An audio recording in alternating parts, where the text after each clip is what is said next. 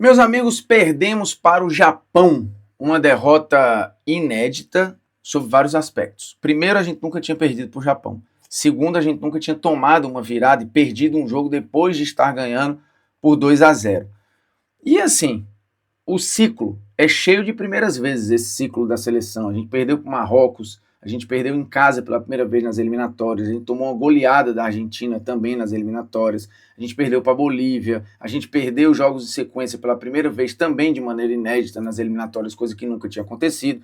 Então, assim, é um ciclo muito bagunçado que o Ancelotti veio para corrigir. E, em parte, ele corrigiu. O jogo contra o Japão é um jogo completamente fora da curva daquilo que o Brasil estava desenhando antes.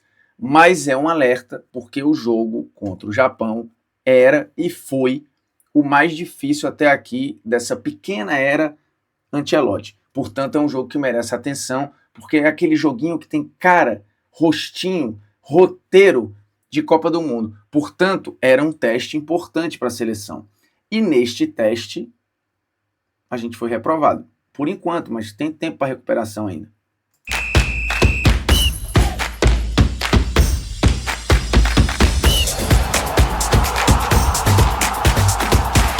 Fala moçada, beleza? O Bruno Formiga na área, nada mais convidando você aí a se inscrever no canal, tocar na notificação, deixar o seu like, o seu dislike, blá blá blá, aquilo ali tudo que você já sabe. Seguinte, Japão 3, Brasil 2, uma virada histórica inédita, né, por N aspectos. Eu já falei aqui, o Brasil nunca tinha perdido para o Japão e também nunca tinha tomado uma virada e perdido um jogo depois de estar ganhando por 2-0. O Brasil sequer tropeçava contra seleções asiáticas há 20 anos. A última vez que o Brasil não ganhou de uma seleção asiática tinha sido 20 anos atrás, na Copa das Confederações de 2005, justamente contra o Japão. De lá para cá, o Brasil enfrentou seleções asiáticas e ganhou. Mas dessa vez perdeu, e perdeu de uma maneira muito reflexiva, né? Para a gente que vem de um ciclo todo complicado, todo confuso, um ciclo com, de novo, derrotas que a gente nunca tinha tido, sequências ruins que a gente nunca tinha tido, e uma crise, essa sim, nós já tínhamos tido, mas talvez não tão profunda a ponto de resultar na pior campanha da história das eliminatórias no formato atual. Então, por que eu estou fazendo esse preâmbulo? Porque toda a crise da seleção, quando chega o Ancelotti, existe o bônus de você chegar numa terra arrasada, porque qualquer coisa que você faça de melhor vai ser muito bom e vai saltar aos olhos, e saltou. Muito rapidamente a gente viu a seleção melhorar, tomar pouco gol, não perder, aí foi perder para a Bolívia, na altitude, com o time reserva, perdendo por 1-0. Aí depois agora teve o jogo contra a Coreia, que o Brasil foi muito bem, dinâmica, gols bem construídos, goleada, passa mais um jogo sem tomar gol. Então você estava vendo uma evolução, né, degrau a degrau, e a gente se empolgando, e muita gente falando Hexa vem, tô me iludindo e não sei o quê. E aí vem o jogo contra o Japão, que era tratado como o jogo mais difícil, era a seleção melhor ranqueada, era a seleção com mais capacidade, era a seleção que tem o treinador há mais tempo, né? Desde 2018 que esse trabalho está sendo desenvolvido. Hoje, e eu falei isso na transmissão lá na GTV, o Japão só tem 6 jogadores atuando no Japão, dos convocados. O resto está jogando em grandes ligas europeias, a gente na Bundesliga, na Premier League, os caras jogando Champions, né? Ano sim, ano também. O Japão vai para a sua 8ª Copa seguida, desde 98. Ele vem em todas as Copas, com evolução de investimento, de logística, de produção de talento, exportando mais jogadores. E isso não é passar pano para a derrota da seleção, isso é contextualizar uma realidade. Assim, o Japão era o jogo mais difícil. Só que o Brasil fez um primeiro tempo que dava a impressão que ia ser um jogo fácil, porque o Brasil fez um primeiro tempo bom, mesmo com 8 mudanças no time titular. O Ancelotti só manteve Casemiro, Bruno Guimarães, que estão garantidos na Copa e no time titular por enquanto, e o Vinícius Júnior. Todo o resto ele mudou para fazer observações. E aí essas observações, acho que muitas delas não funcionaram. E dá para falar que a gente foi reprovado no teste, inclusive a imprensa internacional trata como desastre, né? Porque o Brasil estava caminhando ali em voo de brigadeiro no jogo. O jogo estava controlado, o Brasil corria pouco ou nenhum risco, dominava as ações, o Japão continuava afundado lá atrás com a sua linha de 5, não mudou isso, tomando o primeiro gol, não mudou isso, tomando o segundo gol, e o Brasil ficava ali na paciência.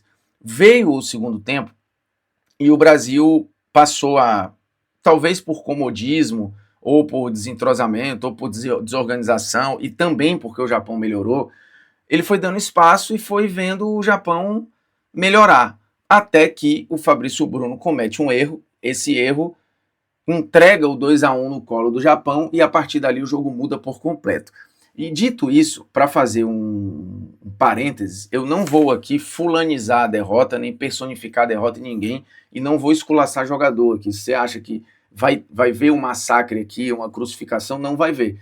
Eu vou fazer críticas ao lance, uma análise técnica, mas eu não vou fulanizar, porque o Ancelotti falou isso na coletiva. O erro, ele é evidente. Até o erro, o Brasil dominava as ações e o erro recoloca o Japão no jogo. Isso é justo. Essa é uma análise, não é uma opinião. Isso aconteceu. O que o Brasil fez com o erro é que determina a virada e a derrota. O Brasil não soube reagir ao erro, não soube se acertar dentro do erro, sentiu o erro coletivamente. O empate vem logo depois e aí passa mais um tempo, vem a virada. Assim, praticamente o Japão virou o jogo em 20 minutos. No geral foi isso. Então, como o Brasil não soube lidar com o erro do Fabrício Bruno, é que para mim diz sobre a derrota. E o Ancelotti, já antes do jogo contra a Coreia, tinha falado sobre postura, que postura era mais importante que tática, que técnica, que tudo. E o Brasil não teve a postura que o Ancelotti projetou. Ele ficou numa situação de desconforto, né? Porque quando ele toma o 2-1 e logo depois o 2-2, o jogo muda de rumo e muda de mãos. E ali era um momento para você testar essa postura. Quem ia recolocar o Brasil no jogo?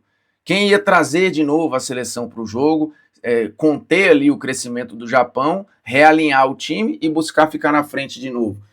Tinha uma página em branco para ser escrita ali e ela não foi escrita. Durante toda a transmissão da GTV, falei, cara, esse jogo tem uma carinha de jogo de Copa do Mundo. É um jogo que facilmente o Brasil pegaria numa primeira fase ou numa oitava de final, dependendo da caminhada até em quartas e tudo. E isso, num primeiro momento, com o 2-0, parecia, não, o jogo tá mole. Só que assim, o Japão muito organizado, obrigando o Brasil a ter paciência, tanto que os gols saem com posses longas de bola, né? O Brasil ficou 34 segundos de posse de bola no primeiro gol, 35 segundos no segundo gol. E ali, com paciência, os dois gols são muito bonitos, são muito construídos, com toqueira, com mudança de posição, com fluidez, envolvendo 2, 3 jogadores. Maravilhoso de ver. Como os gols contra a Coreia também, em boa parte, foram bonitos. E os gols contra o Chile também tiveram gols muito coletivos lá na outra data FIFA. E aí, se você olha o padrão, você vê, putz, tem uma coisa acontecendo aqui, positiva. Só que o Ancelotti viveu pela primeira vez o jogo sair do trilho. Beleza, tinha acontecido isso contra a Bolívia, mas perder tempo avaliando o time reserva na altitude é dar murro em ponta de faca, porque não é a realidade, nem é isso que a gente vai pegar na Copa do Mundo. Agora, o jogo contra o Japão é um jogo com roteirinho, com cara, com um jeitinho de Copa do Mundo. E que às vezes o jogo que tá tranquilo sai do trilho.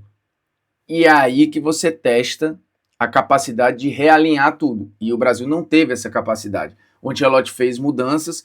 Eu considero que, e agora talvez com a obra feita é mole, mas eu disse também na hora do ao vivo, eu gostaria de ter visto o trio ou o quarteto voltando a jogar junto, que jogou contra a Coreia. E aí ele não colocou o Rodrigo de titular, por exemplo, nem o Estevão, mas quando ele foi mexendo, ele poderia ter colocado o Estevão e o Rodrigo e ter mantido, por exemplo, o Vini no jogo.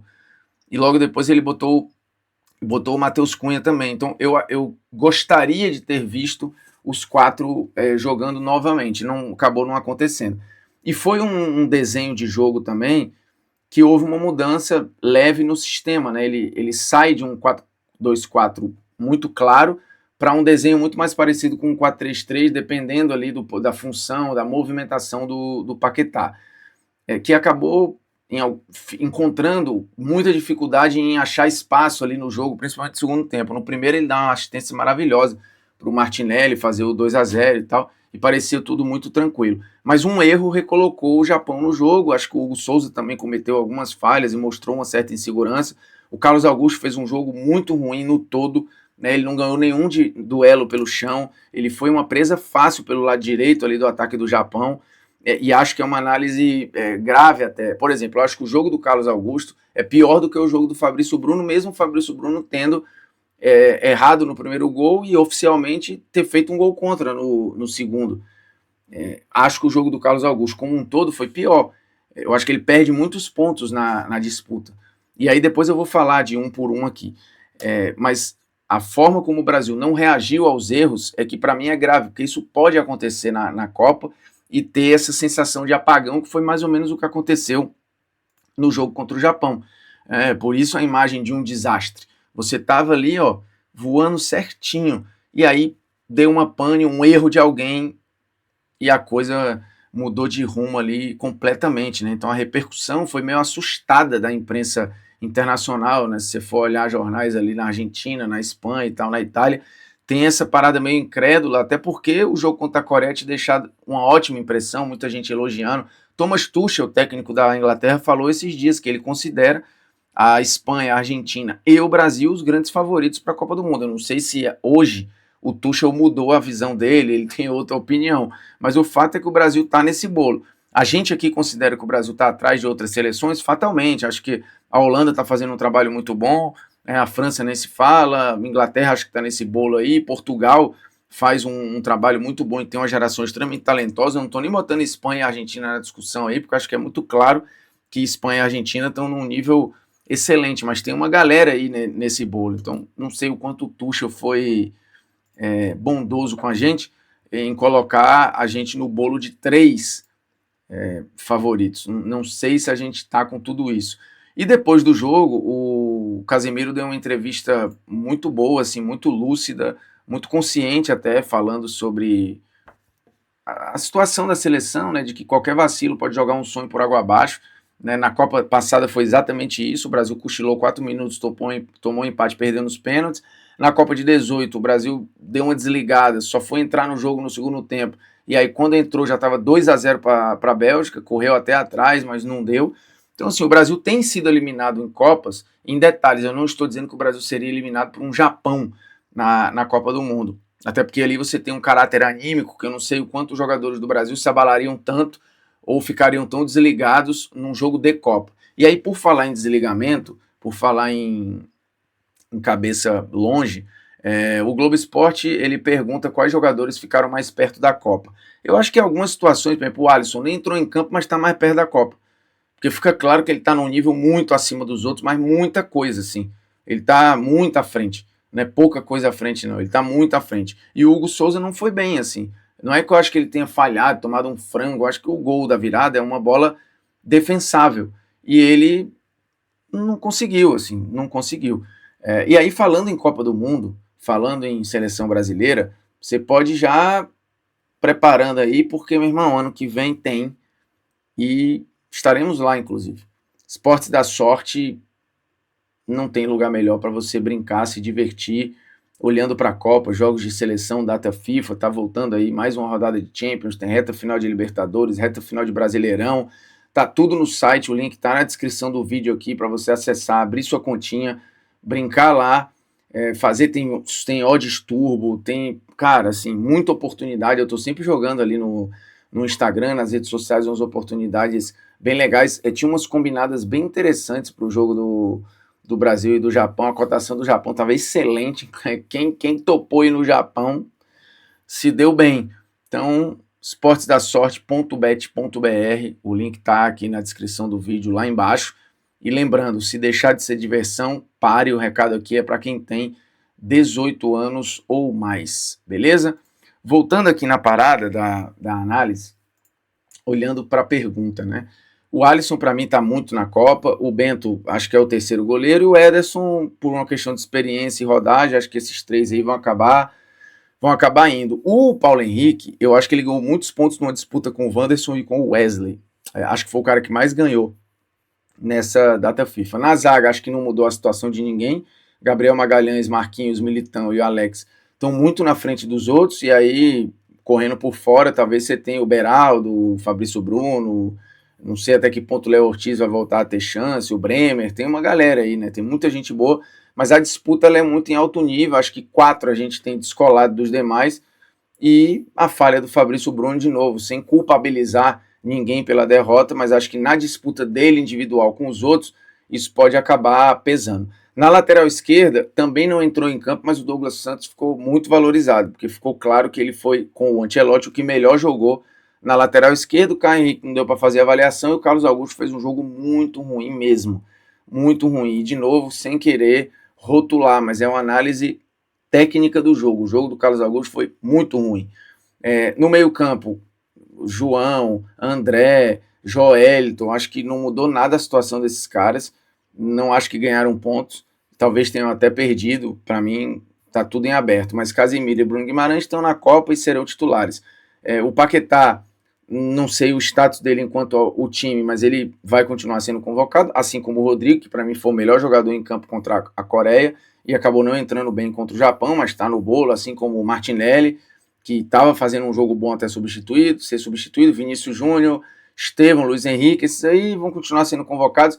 O Estevão não entrou bem e o Luiz Henrique fez um jogo muito ruim, foi o pior jogo do Luiz Henrique com a camisa da seleção, né? Ele estava meio à parte ali, meio desconectado do jogo, inclusive o gol que ele faz assistência para o Matheus Cunha, o gol foi anulado, ele dá uma cochilada, né? Porque ele fica olhando para a comissão aqui, ele olha para o banco, não sei se ele ouve o nome dele, alguma coisa assim, mas ele olha 2 vezes, e no que ele olha, ele continua andando, ele entra em impedimento, nem percebe, e aí ele não dá tempo de voltar, porque quando a bola vem, ele já está no limite da linha ali, e em impedimento, fez um jogo ruim. Igor Jesus, não sei o quanto mudou o status dele aí. Richarlison, acho que perdeu pontos, eu entendo que o Ancelotti confie nele, mas não acho que justifique voltar na próxima, ainda mais se o João Pedro tiver podendo ser convocado, para mim não faz sentido. Matheus Cunha sai fortalecido da data FIFA e acho que merece voltar.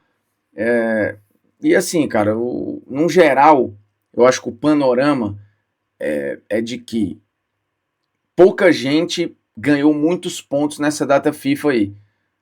Pouca gente. O Estevão no primeiro jogo, acho que ganhou muito ponto. O Rodrigo, que voltou bem. E o Paulo Henrique, acho que é o grande vencedor dessa data FIFA. Porque vai entrar numa briga, numa posição que tem uma disputa dura, mas também não tem um titularaço ali, um cara que seja dono da função. E teve gente que não entrou em campo que saiu fortalecido, né? Alguns não convocados, eles ganham fôlego. Tipo o Alisson, o João Pedro, essa galera aí, eu acho que ganha... Você fala, putz, eles são importantes mesmo. Eles realmente são melhores do que os demais. Acho que no geral pode ser isso. Agora, de novo, amistoso, cara, preparatório é para ser isso aí mesmo. Ele não é para perder, mas ele é para gerar desconforto, ele é para gerar teste. A gente foi reprovado no teste, mas aí o Ancelotti precisa dar uma sacudida ali e ver o que mudar para a próxima data FIFA, que será em novembro, contra seleções africanas. Depois disso, só em março, provavelmente contra 2 seleções europeias, e o Ancelotti fala que no plano dele, ele já quer que essa convocação de março seja a definitiva para a Copa, e depois sai a convocação mesmo, de fato, oficial para a Copa do Mundo do ano que vem. Que, lembrando, muito provavelmente poderá ter 26 convocados. E aí, depois da lista oficial publicada, já na caminhada para a Copa, o Brasil deve tentar mais um amistoso ali e tal, uma data antes da Copa do Mundo e tal, mas isso está completamente em aberto. É frustrante, a derrota é frustrante, mas ela deixa uns asteriscos aí que eu acho que o Ancelotti pode tentar resolver. E fica aquela outra questão também, porque contra a Coreia, as pessoas tinham a certeza, mas o Neymar não faz falta, não precisa, não sei o quê.